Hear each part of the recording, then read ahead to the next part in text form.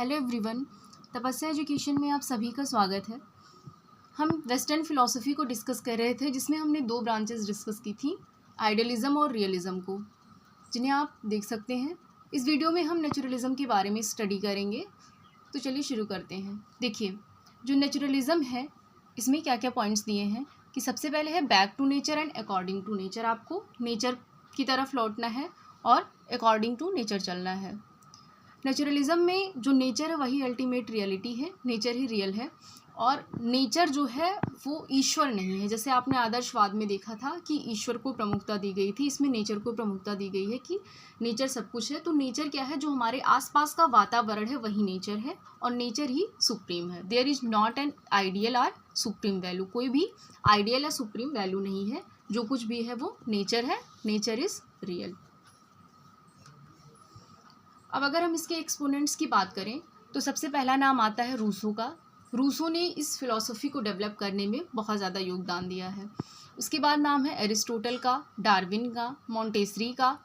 Indian thinkers में श्री अरविंदो घोष का, Huxley का और रविन्द्रनाथ टैगोर जी का। इनकी आइडियोलॉजी को हम देखेंगे विस्तार में जब हम इंडियन थिंकर्स को डिस्कस करेंगे। इनका जो शांति निकेतन है वो इसी फिलॉसफी पे आधारित है। और फिर है बेकन का नाम। अब नेचुरलिज्म में हम और क्या क्या डिस्कस करेंगे। सबसे पहले education system, school management, objective क्या क्या है एजुकेशन के, प्लेसेस क्या है स्टूडेंट और टीचर के इस फिलॉसफी के अकॉर्डिंग जो एजुकेशन सिस्टम है, टीचिंग मेथड क्या क्या यूज़ किए जाते हैं। और लास्ट में हम इवैल्यूएशन देखेंगे, जो नेचुरलिज्म पर आधारित जो एजुकेशन सिस्टम है उसका इवैल्यूएशन, उसमें मेरिट और डिमेरिट क्या क्या है। एजुकेशन सिस्टम की अगर हम बात करें तो education should be child centred, यानी जो शिक्षा व्यवस्था होनी चाहिए वो चाइल्ड सेंटर्ड होनी चाहिए। चाइल्ड जो है वो सेंटर में होना चाहिए एजुकेशन के। आपने आइडियलिज्म में देखा था कि जो शिक्षक है वो केंद्र में होता था, शिक्षक एक्टिव रोल में होता था और जो बच्चे होते थे वो पैसिव रोल में होते थे। लेकिन जो इसमें नेचुरलिज्म में जो भी एजुकेशन सिस्टम है उसमें चाइल्ड सेंटर में होगा, चाइल्ड एक्टिव रोल में होगा, हैंड्स ऑन एक्सपीरियंस उसके जो भी होंगे उन्हीं से वो सीखेगा, करके सीखेगा। लर्निंग बाय डूइंग होनी चाहिए। Bookish knowledge is not important, book से जो पढ़ाया गया है वो इतना इम्पॉर्टेंट नहीं है। उसको नेचर में सीखने दिया जाए, वो खुद करके सीखे। जो वो खुद करके सीखेगा वो उसके लिए ज़्यादा अच्छा होगा, वो अपने एक्सपीरियंस के थ्रू सीखेगा। According to naturalism nature is ultimate reality. School management की अगर हम बात करें कि नेचुरलिज्म के अकॉर्डिंग स्कूल कैसा होना चाहिए, तो सेल्फ रेगुलेशन होना चाहिए स्कूल मैनेजमेंट का। और school should be an independent organisation. School क्या होना चाहिए, अपना एक स्वतंत्र संस्था होनी चाहिए। अगर आपको नेचुरलिज्म पर आधारित स्कूल कोई देखना है तो आप शांति निकेतन को देख सकते हैं। उसकी जो व्यवस्था है वो पूरी तरह से नेचुरलिज्म पर ही आधारित है। स्कूल जो होना चाहिए वो ऐसे एक कृत्रिम वातावरण में नहीं होना चाहिए। जो जितने भी नेचुरलिज्म पर आधारित जितने भी स्कूल आप देखेंगे उसमें क्या होगा कि कृत्रिम वातावरण नहीं होना चाहिए, उसमें आर्टिफिशियल नहीं होना चाहिए कि एक चार दीवारी में कमरों में बच्चे पढ़ रहे हैं, बल्कि आसपास जैसे बगीचे में कक्षाएं लग रही हैं वहाँ बच्चे पढ़ाई कर रहे हैं। तो वो अपने आसपास जो भी सीखेंगे वो अपने नेचर से सीखेंगे, तो उनके लिए वो अच्छा होगा क्योंकि अपनी एक्सपीरियंस के थ्रू वो नॉलेज गेन कर रहे हैं।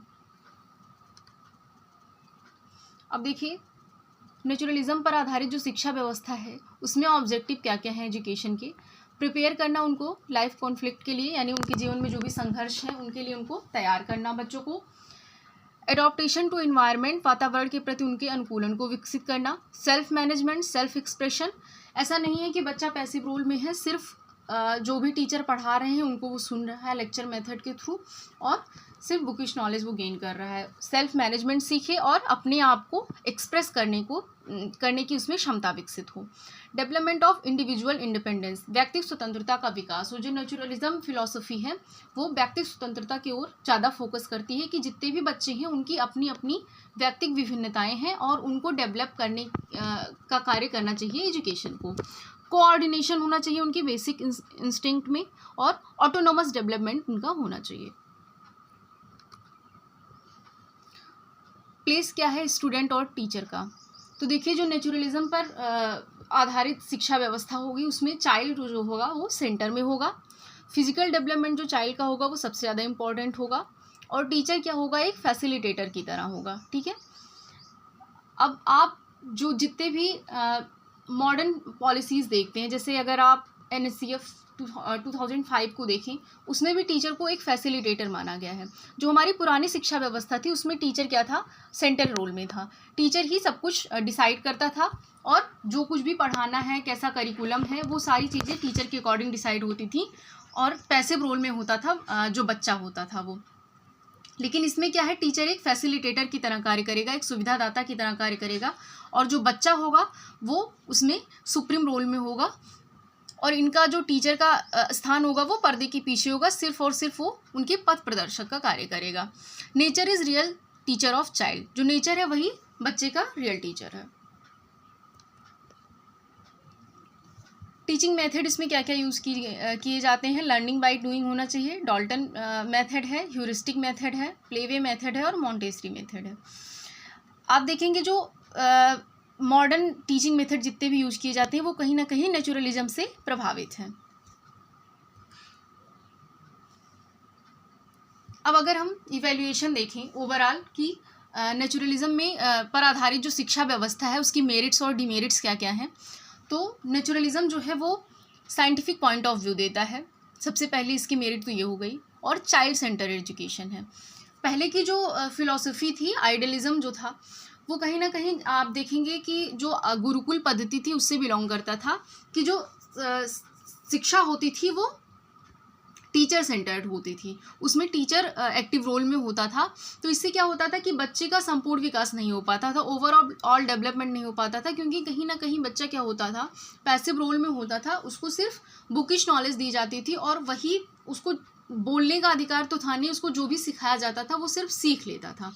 लेकिन जो नेचुरलिज्म पर आधारित शिक्षा व्यवस्था है उसमें चाइल्ड को सेंटर में रखा गया, और सबसे इम्पॉर्टेंट था कि चाइल्ड का अपना जो एक्सपीरियंस है वो उसके थ्रू सीखता है।